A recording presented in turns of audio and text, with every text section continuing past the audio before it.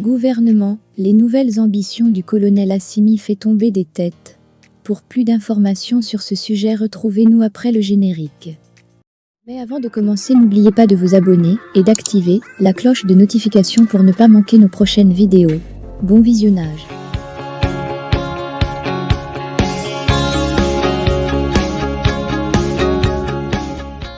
Le président du pouvoir de transition au Mali a annoncé, le samedi 1er juillet dernier, un remaniement partiel du gouvernement, intervenant au lendemain de l'annonce du retrait de la mission de maintien de la paix de l'ONU dans notre pays. Ce remaniement survient également 8 jours après le résultat favorable d'un référendum portant sur un projet de nouvelle constitution. Bien que les poids lourds du régime occupant des postes stratégiques, tels que le ministère de la Défense, des Affaires étrangères et de la Justice, aient été reconduits à leur poste, le gouvernement a subi de nombreux changements avec 16 nominations, dont 13 nouveaux ministres et 3 permutations. Parmi les changements notables, un représentant emblématique de la coordination des mouvements de l'Azawad, CMA, principale alliance d'anciens rebelles dans le nord du pays, quitte le gouvernement, alors que les tensions persistent entre les deux partis. Un nouveau militaire, le colonel Assa Badialo Touré, fait son entrée au gouvernement en tant que ministre de la Santé et du Développement social.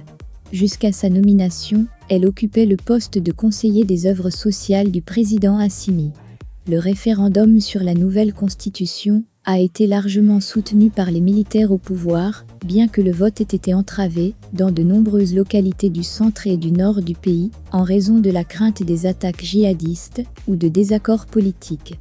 Les détracteurs du projet décrivent cette nouvelle constitution comme étant conçue sur mesure pour permettre aux colonels de maintenir leur pouvoir au-delà de l'élection présidentielle prévue en février 2024, en dépit de leur engagement initial de céder le pouvoir aux civils après les élections.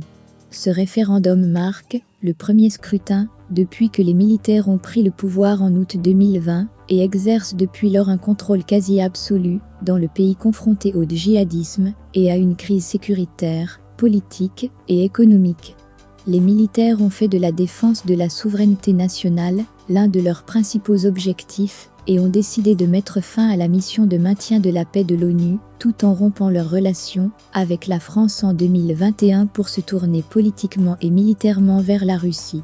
Ces développements récents au Mali témoignent de l'évolution de la situation politique et sécuritaire dans le pays, avec des changements importants au sein du gouvernement et des décisions stratégiques qui pourraient avoir des conséquences à long terme sur la direction et la stabilité du pays.